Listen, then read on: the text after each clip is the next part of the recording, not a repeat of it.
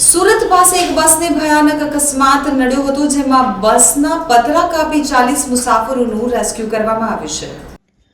સુરતના કોસંબા પાસે અકસ્માતની ઘટના સામે આવી છે, જેમાં મુસાફરો ભરેલી બસ રોડની સાઈડમાં ખાડામાં ઉતરી ગઈ હતી। લોકોએ બનાવની જાણ ફાયર વિભાગને કરી હતી, તેમજ બસમાં રહેલા મુસાફરોનું રેસ્ક્યુ શરૂ કર્યું હતું। બસમાં 40 જેટલા મુસાફરો સવાર હોવાનું જાણવા મળ્યું છે, તેમજ ફાયર વિભાગે ઘટના સ્થળે પહોંચી અને મુસાફરોને બહાર નીકાળી લીધા હતા।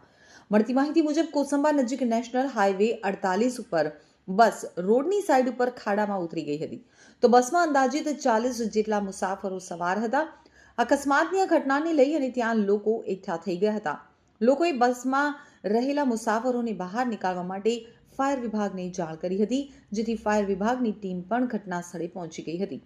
તો ફાયર વિભાગે બસના કેબિનમાં ફસાયેલા 2 થી 3 લોકોને બહાર નીકળ્યા હતા, તો બીજી તરફ મુસાફરોની નાની મોટી ઈજાઓ પણ થવા પામી હતી, જેઓને સારવાર અર્થે 108ની મદદથી હોસ્પિટલ ખસેડવામાં આવ્યા હતા।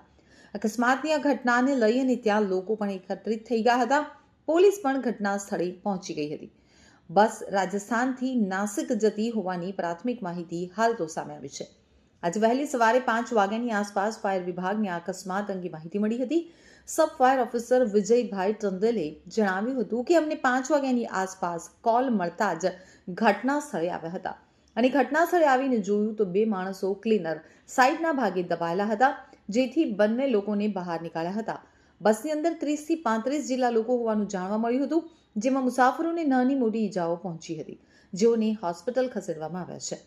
તો મોટા વરાછા ફાયર સ્ટેશનના સબ ફાયર ઓફિસર ધીરુભાઈ ચૌહાણે જણાવ્યું હતું કે હું હાલમાં રજા પર હતો અને આજે ગામથી આવી રહ્યો હતો, ત્યારે મેં રસ્તા પર જોયું કે બસને અકસ્માત નડ્યો છે અને રોડની સાઈડમાં ઉતરી ગઈ છે। ત્યાં લોકોની બૂમાબૂમ જોઈ એટલે તાત્કાલિક હું ગાડી સાઈડમાં કરી ઊભી રહી ગયો અને મદદમાં જોડાઈ ગયો। બસમાં 30 થી 35 લોકો હાજર હતા, જેમાં 10 થી 15 લોકોને વધારે વાગ્યું હતું। તો દરમિયાન ફાયર વિભાગની ટીમ અહીં આવી પહોંચી હતી અને કેબિનમાં દબાયેલા 2 લોકોને બહાર નીકાળી લીધા હતા।